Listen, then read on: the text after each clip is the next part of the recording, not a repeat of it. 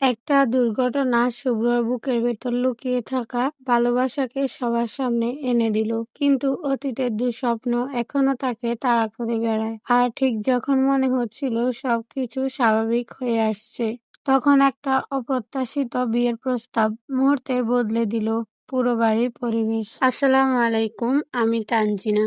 তানজু গল্প কথার আজকের পর্বে তোমাদের সবাইকে স্বাগতম। শুরু করছি আজকের গল্প তোকে চাই পর্ব 23। রাস্তার পাশে দাঁড়িয়ে আছি, হাত ভর্তি শপিং ব্যাগ।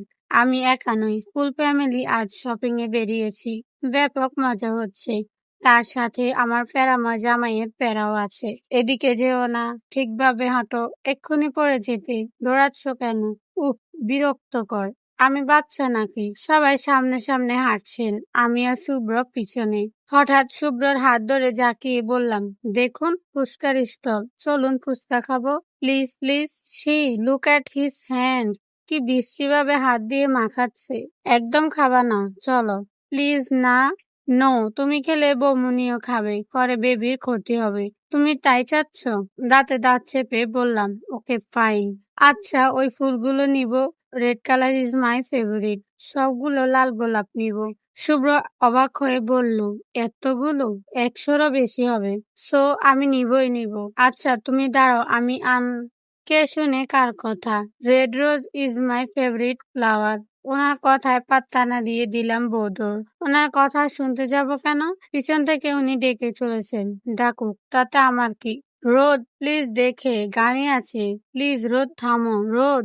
ওনার হাতে ধরা পড়ার কোনো শখ নেই আমার, ধরতে পারলে পুরো আস্ত চিবিয়ে খাবেন। তবু ওনার রিয়েকশনটা দেখার লোভ সামলাতে পারলাম না, পিছনে তাকালাম। ওনার চেহারায় একরাশ ভয়ের চিহ্ন।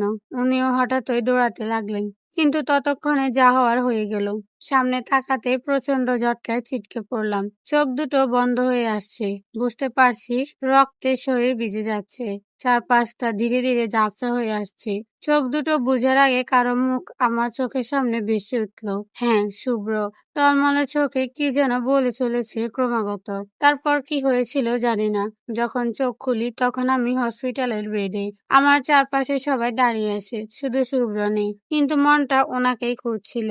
কিন্তু আমার থাকা না থাকাতে হয়তো ওনার যাই আসে না, তাই এই অবস্থাতেও ফেলে চলে গেছেন আমায়। সবাই এক এক করে মাথায় হাত বুলিয়ে চোখের পানি মুছতে মুছতে বেরিয়ে গেল। শুধু থেকে গেল আফু আর মামুনি। আফুর কাছে জানলাম সবাইকে টেনশনে ফেলে গত 24 ঘন্টা খুব আরামে শুয়েছিলাম। ডক্টরের অবজারভেশনের লাস্ট আওয়ারে সেন্স ফিরেছে আমার। বাপরে, হোয়াট এ ভাগ্য! টেনে টুনে বেঁচে গেলাম দেখি। কৌতূহল বশত আপুকে জিজ্ঞেস করেই ফেললাম, উনি কোথায় আপু? আপু ব্রুকুচকে বলল, উনিটাকে? উফ আপু, তোমার দেবরের কথা বলছি। ওহ, তাকে তো পাগল বানিয়ে ছেড়ে দিয়েছিস, এখন আবার খবর নেওয়া হচ্ছে? হুম, মানে কি বলছো এসব? তোকে বলছিলাম না রোদ, আমার ছেলেটা তোকে পাগলের মতো ভালোবাসে। অনেস্টলি বলছি, আজ তোর কিছু হয়ে গেলে আমার ছেলে সব ভেঙে চুরমার করে ফেলতো। পাগল একটা। বনিতা না করে বলবা প্লিজ কি হয়েছে? আর উনি বা কোথায়? ঠিক আছেন তো? এবার বড্ড টেনশন লাগছে। কাহিনীটা কি আসলে? তবে আফু আর মামুনের কাছে সব শুনে আমি টোটালি নির্বাক। শুভ্রও এমন করতে পারে? ওদের কথা অনুসারে ঘটনা হলো এই। রোদের দিকে গাড়ি আসতে দেখে ছুটে এসেছিল শুভ্র, বাট শেষ রক্ষা হলো না। নীলের মতো রোদকেও নিথর হয়ে পড়ে থাকতে দেখে বুকে মোচড় দিয়ে উঠল তার।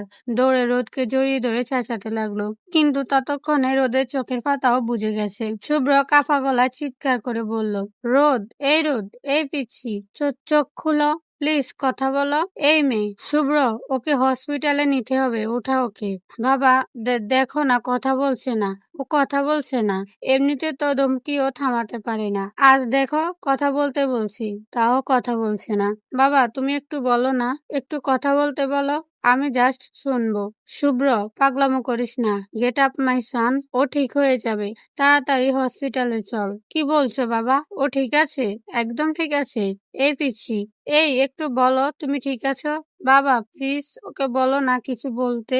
প্লিজ বাবা, আমি শ্বাস নিতে পারছি না বাবা, ওকে উঠতে বলো তো। শুভ্র, গেট আপ ম্যান, পাগল হয়ে গেলি? অভ্র আর শুভ্রর বাবা শুভ্রকে কোনো রকম উঠিয়ে হসপিটাল পর্যন্ত এনেছে, কিন্তু বিপত্তি দেখা দিয়েছে অপারেশন থিয়েটারের সামনে। শুভ্র কিছুতেই রোদকে ওটিতে নিতে দেবে না। তার ধারণা ওই রুমে নিয়ে গেলে রোদ আর ফিরবে না, ওরা ওকে মেরে ফেলবে। তাকে অনেক বুঝিয়েও কোনো লাভ হচ্ছে না। তার এক কথা, তার রোদ তার সাথেই থাকবে, কোথাও যাবে না। ব্যাস। শুভ্র, কি পাগলামো করছিস? তুই বাচ্চা না, ডক্টরদের কাজ করতে দে। না, কেউ টাচ করবা না ওকে।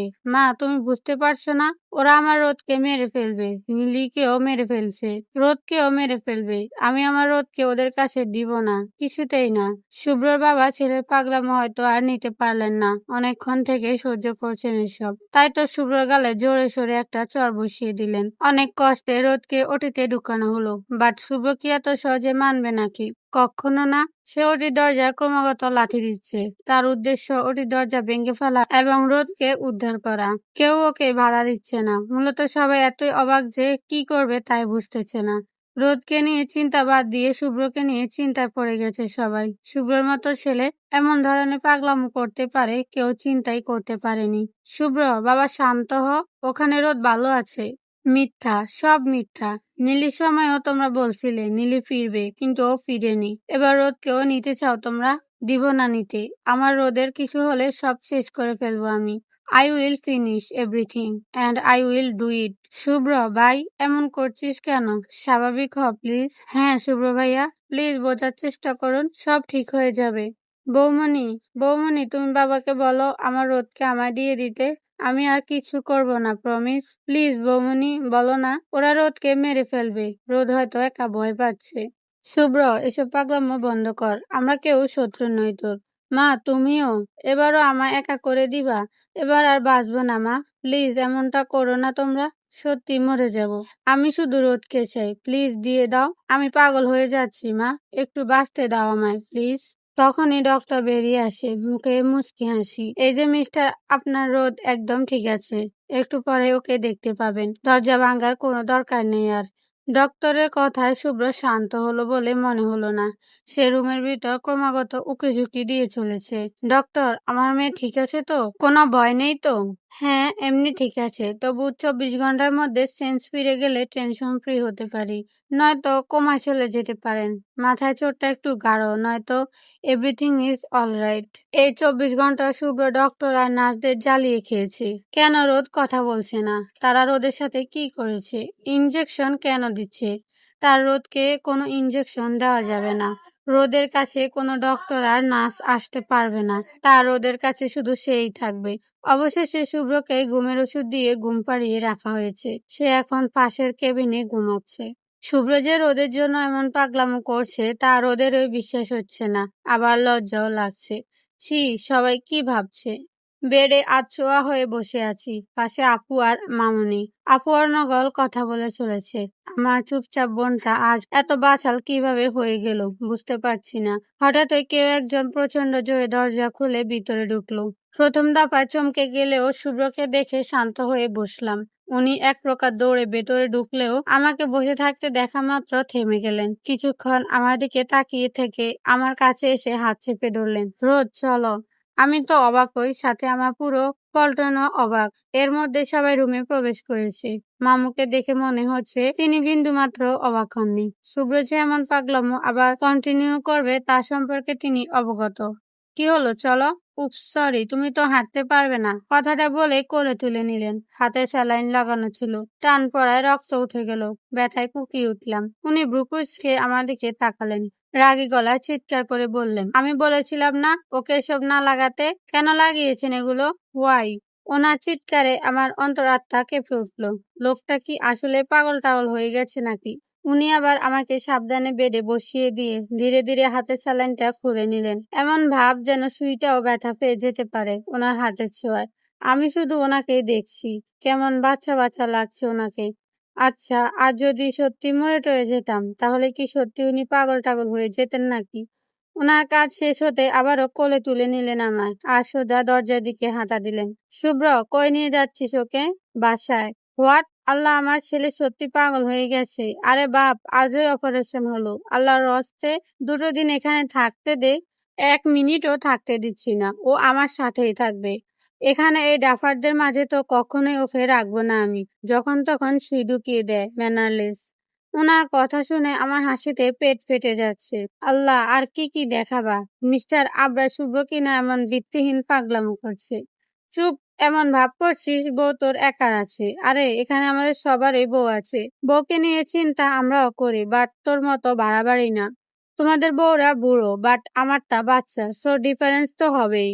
ওনার এমন এক নাম্বারের ফাউল যুক্তির পর মামু বলার মতো আর কিছুই খুঁজে পেলেন না। শুভ্র অন্য কারো বর হলে আর আমি হিরোইন না হয়ে অডিয়েন্স হলে এতক্ষণে হাসিতে গড়াগড়ি খেতাম। বাট ব্যাপারটা যেহেতু আমায় ঘিরে, তাই এখন বড্ড লজ্জা লাগছে।